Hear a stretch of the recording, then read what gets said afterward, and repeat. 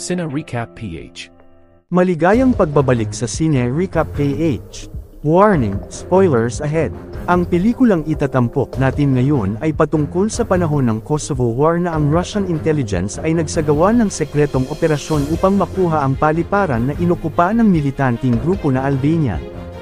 Ang pelikulang ito ay ang Russian-Serbian action war film na ipinalabas noong 2019 na pinamagatang The Balkan Line. Bago tayo magpatuloy, paki-like ang video at mag-subscribe na din sa channel na ito. Maraming salamat. Taong 1995 sa Bosnia, ang Russia ay nagpadala ng isang unit na pinamunuan ni Andrei upang hulihin ang isang kilabot na criminal of war na nagpasimuno ng digmaan sa Bosnia. Ngunit hindi umayon sa kanila ang sitwasyon matapos magtamo ng mga saksak ang isa sa kanilang kasamahan, nahuli nila ang kriminal subalit binawian ng buhay ang kanilang kasama. Nagalit ang isa sa tao ni Andrei sa kriminal pero inawat sila ng opisyal ng NATO dahil hawak na nila ito ngayon. Nang malaman ni Andrei sa Russian Intelligence Officer Deputy na si Oslanbek na balak ding pakawalan ng NATO ang war criminal, hindi niya ito nagustuhan matapos silang mamatayan ng kasamahan. Dahil dito inihulog ni Andrei ang kriminal sa helikopter na ikinagalit ng opisyal ng NATO, wala na ding magagawa si Oslanbek kaya pinalapag na niya ang helikopter. Pagbalik niya sa Russia mag-isa, tinanggal sa katungkulan ng buong team ni Andrei sa hindi pagsunod sa kautusan at paglikha ng banta sa ugnayan pang-international at makukulong pag bumalik sila ng Russia. Gayunpaman, natapos ang digmaan sa Bosnia ngunit ang kapayapaan sa Balkan ay hindi rin nagtagal. 1998 ang Albanians ay nagdeklara ng independent sa Kosovo. Upang mapigilan pinadala ang Kosovo Liberation Army kasama ang Serbians hanggang sa taong 1999 ang NATO ay nagsagawa ng pambobomba sa Yugoslavia kahit hindi aprobado ng United Nations. Kaparehong taon sa Russia nakipagkita ang Russian general kay Oslanbek dahil sa dulot ng ginawang pambobomba ng NATO, na mapilitang umatras ang Serbian troops at ang Kosovo ay siguradong makukuha ng rebelding Albanians. Binigyan siya ng general ng lihim na misyon, na kunin ang kontrol ng paliparan sa Pristina hanggang sa pagdating ng kanilang tropa bago pa makuha ng NATO ang lugar. Nang tanungin siya kung mayroon itong tao, gustong makasama ni Oslanbek ang dating mga tao ni Andrei na ngayon ay nasa Yugoslavia, pero ayaw niyang kasama si Andrei dahil wala na itong tiwala sa kanya. Samantala matapos ang nangyari noon hindi na nakabalik ng Russia si Andrei maging ang mga kasamahan at palipat-lipat na lang ito ng lugar. Isang araw nang kukunin niya ang pinagawang pasaporte may dumating na lokal na kapulisan dahil isa palang illegal smuggler ang kakilala niyang tao. Inimbestigahan din siya ng hepe na si Malek na napag-alamang isa itong dating militar, binigyan siya ng opsyon na i-deport sa Russia o makipagtulungan sa kanila. Sa ibang eksena, ang doktor na si Jazz na ay pinapadala sa Kosovo upang tumulong sa lokal na ospital doon, ngunit nagbabalak na pala itong mag-resign sa trabaho dahil hindi na niya kinaya ang mga nakikita. Sinabihan siya ng kapwa-doktor na mas mabuti nang may ginagawa kaysa walang maitulong sa nangangailangan. Nagsimula na din si Oslanbek na hanapin ang mga tao ni Andrei para sa misyon, habang sa Russia tinawagan ng general ang colonel para ihanda ang buong tropa niya patungo sa Pristina, Kosovo upang makuha ang paliparan bago maunahan ng NATO. Sa Kosovo naghahasik ng lagim ang mga militanteng grupo kung saan isa-isang minamasakir ang mga nayon. Wala ding kalaban-laban ang alagad ng batas dahil iilan na lang silang natitira matapos umatras ang kanilang mga tropa. Ipinakita ng hepe kay Andrei ang paliparan na kinupkup ng militanteng grupong Albanians na pinamumunuan ni Smok matapos umatras ang Serbian Army. Hinikayat si Andrei ng hepe na tulungan sila, ngunit nag-aalangan ito dahil hindi nila kakayanin kung sila lang. Kalaunan isa-isa na ding nahanap ni Oslanbek ang binubuo niyang team para sa sekretong misyon, na ang kapalit pag tinanggap nila maaari na ulit silang makakabalik ng Russia. Samantala, ang hepe ng pulisya nakatanggap ng impormasyong balak harangin ng mga rebelde ang lumilikas sa nayon, agaran nila itong pinuntahan kung saan hinarang ng militanteng grupo ang convoy ng sibilyan. Sinubukan pa sana nilang manlaban ngunit may sniper pala ang militante sa paligid. Pagdating ng kapulisan sa lugar ang isa sa pulis ay ayaw magpaawat at gusto na agad sumugod upang ipaghiganti ang pagpatay sa kanyang mga kamag-anakan. Buti na lang nailigtas ito ni Andrei mula sa sniper subalit dahil dito na alarma ang mga kalaban, napalaban sila sa grupo na ginawa pang hostage ang sibilyan pero sa husay ni Andrei napatay niya ang mga ito. Matapos ang matagumpay na pagsalakay, Nagpasalamat ang hepe kay Andre at binigyan siya ng address para sa kanyang pasaporte. Kasalukuyan namang nakipagkita si Oslanbeck sa buong team para pagplanuhan ang operasyon. Sinabi niyang pag sumama sila sa kanya makakabalik na ulit sila sa army at higit sa lahat makakauwi na sila sa kanya-kanya nilang pamilya sa Russia.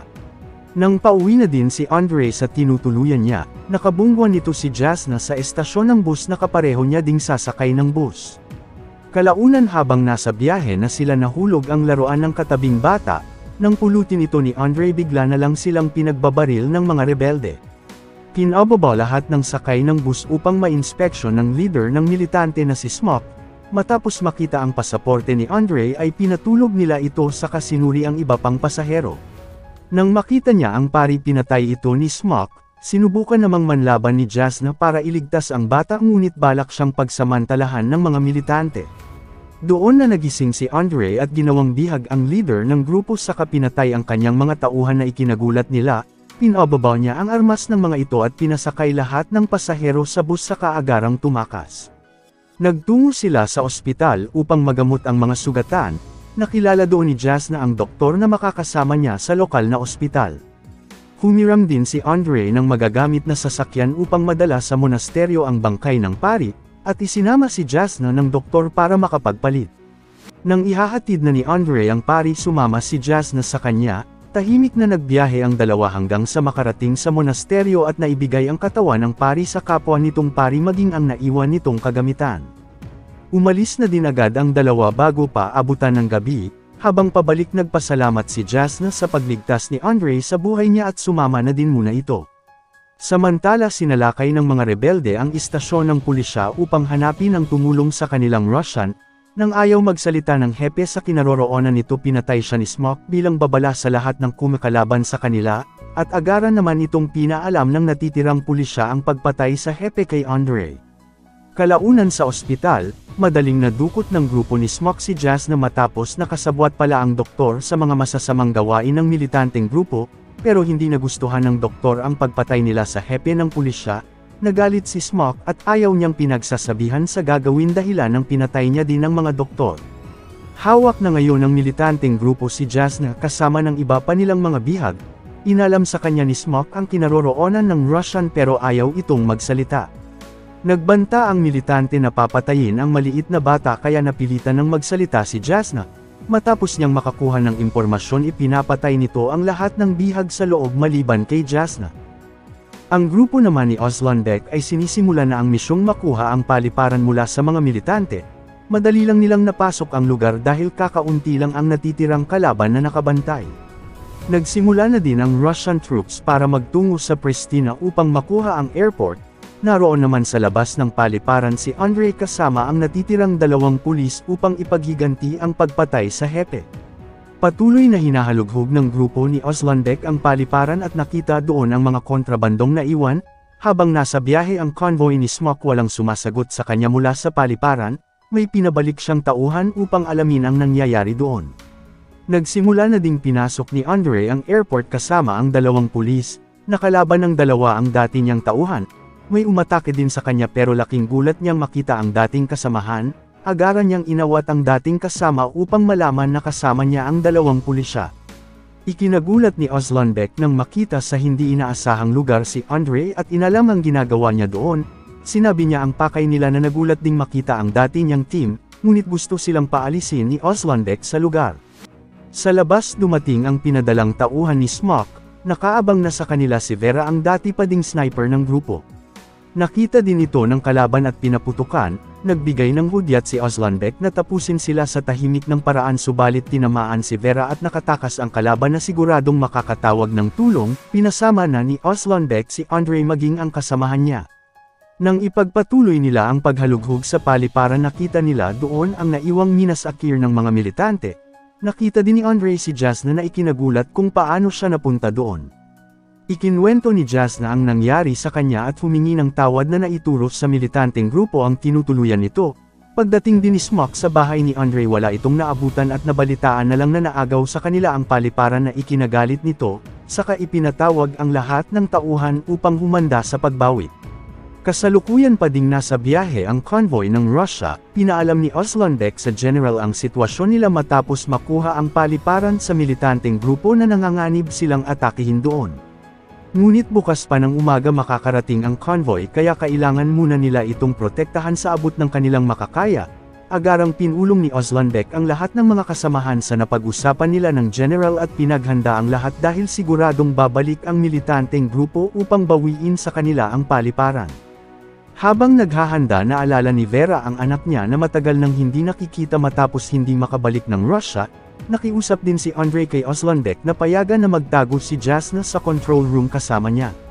Maya-maya pa nang handa na ang lahat, may batang dumating na nagmamasid sa lugar padala ng kalaban upang magbigay babala na dito na sila mamamatay. Umalis din ito agad na nakita ni Jasna ang pagdaan, buhay pa din pala ang batang babae matapos itong makaligtas. Pinuntahan naman ni Jasna si Andrei upang dalhan ng gamot para may magamit ito mamaya pag nasugatan. Pinagtago siya ni Andrei sa control room at binigyan ng baril na magagamit kung kailanganin. May nararamdaman na pala si Jasna kay Andrei matapos niyang iligtas ang buhay nito. Kalaunan nakarating na ng Yugoslavia ang Russian troops, tahimik pa din ang sitwasyon sa paliparan na talagang pinaghahandaan ng lahat.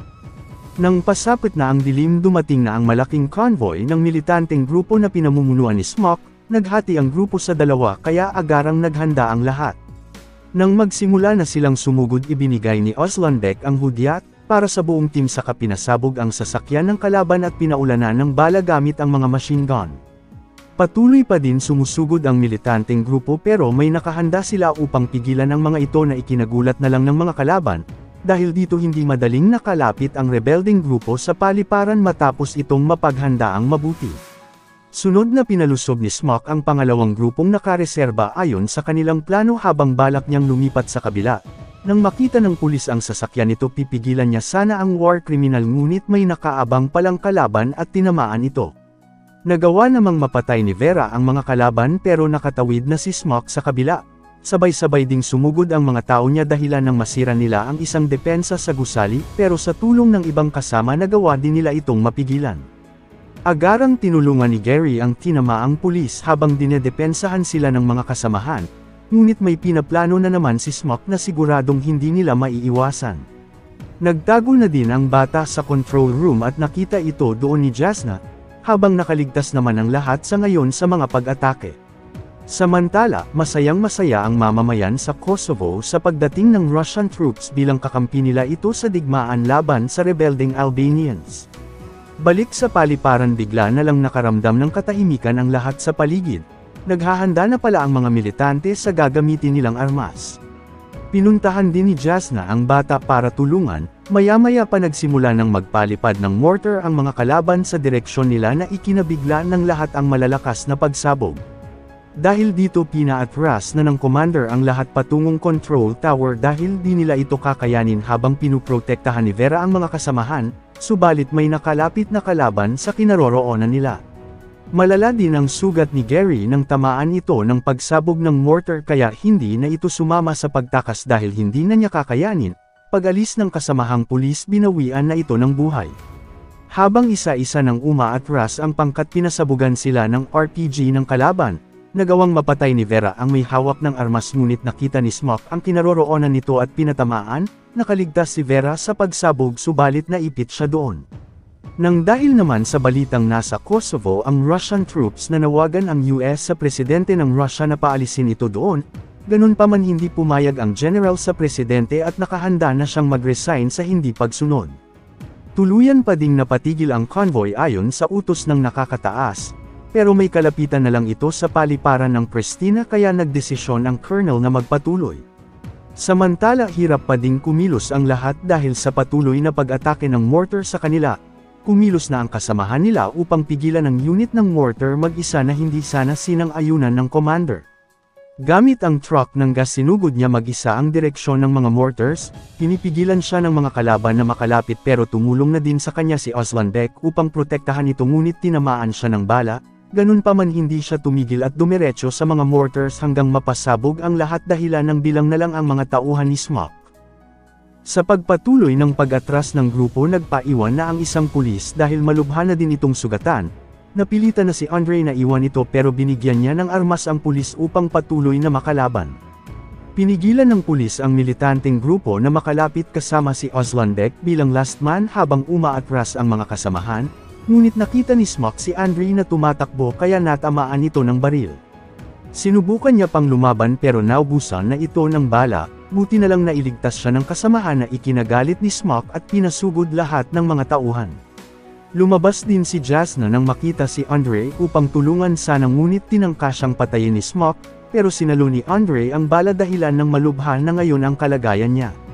Kumuha na ng masasakyan si Oslanbeck para mailigtas ang mga kasama, pinagbabaril siya ng mga militante pero nagtagumpay itong may salba ang mga kasamahan at tumakas patungong control center para magtago. Ngunit naiwan doon mag-isa ang pulis na malubha na ang kalagayan. Walang awa siyang tinuluyan ni Smock sa pagpugot sa kanya habang nakikita ng kasamahang lubha ding sugatan. Matapos makatakas ang pangkat ni Oslanbeck mayroon na lang silang 4 na balang natitira. Pinuntahan sila doon ng grupo ni Smock at pinapasuko sa loob ng 2 minuto.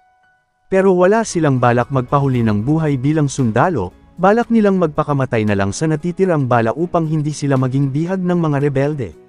Nagpresinto na si Vera na siya ang mauuna pero bago pa makalabit ang gatilyo nagtakbuhan ang mga tao ni Smock sa pagdating ng Russian troops, agarang pinatigil si Oslanbeck ng kasamahan dahil ligtas na sila. Balak namang tumakas ni Smock nang mag-isa na lang ito doon, pero bago niya pa ito nagawa pinatay siya ng nakaligtas na pulis. Pagdating ng convoy ng Russia nasagip nila si Jasna na may kasamang bata. Wala na din silang ibang naabutan doon matapos umalis ng team ni Oslanbeck dahil tapos na ang kanilang misyon. Dahil din sa pagkakakuha ng Russia sa paliparan napigilan nila ang kakampi ng NATO na balak lumapag, maging ang British convoy ay wala ding nagawa sa Russia, ilang taon nang lumipas ang Kosovo ay sa wakas nakamit din ang kalayaan. 1 taon mula nung matapos ang bakbakan sa paliparan binisita ulit ni Jasna ang monasteryo, pinuntahan siya doon ni Andre pero wala na itong balak magpakita. Ngunit pinilit siya ng kaibigan kaya bumaba na ito ng sasakyan at sa wakas nagkita ulit ang dalawa na matutuloy na ang naudlot nilang pagmamahalan. Dito na nagtatapos ang ating kwento, sana nagustuhan nyo. I-like ang video at mag-subscribe na din sa channel na ito. Maraming salamat sa panunood, hanggang sa muli. Paalam!